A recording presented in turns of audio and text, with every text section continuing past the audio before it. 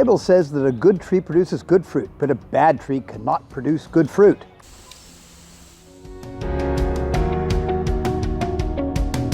So, God gave us imaginations because we are created in His image.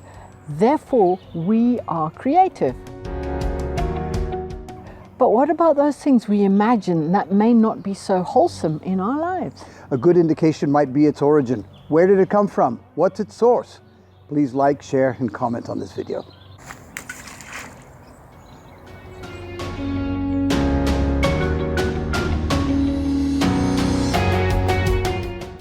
How do you think that wrong ideas are planted into a person that become sexual fantasies? Well, I think you've got to go right back to the beginning of all things.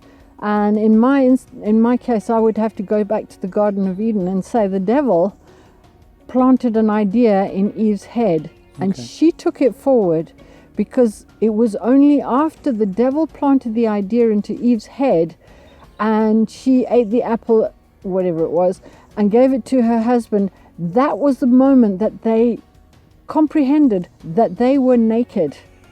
Up until that point, they were completely innocent. So the devil plants the seed.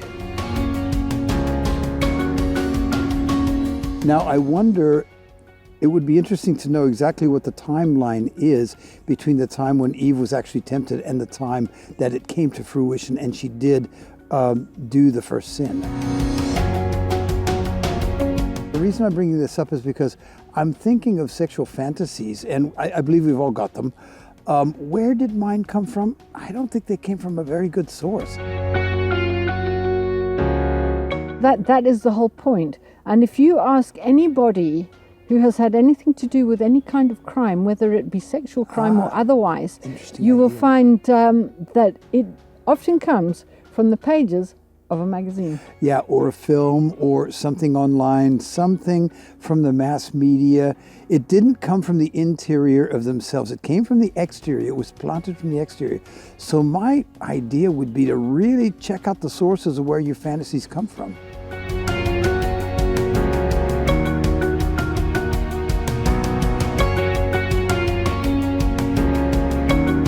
So, when something comes from a doubtful source, it's equally doubtful that the results will be good. First, you've got to identify the source to evaluate it.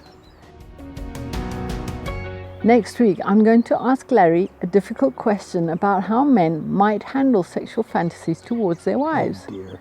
Don't miss it. I think you'll be surprised at his answer. Pray for me, guys. God bless and thanks you. Thanks. See you next week.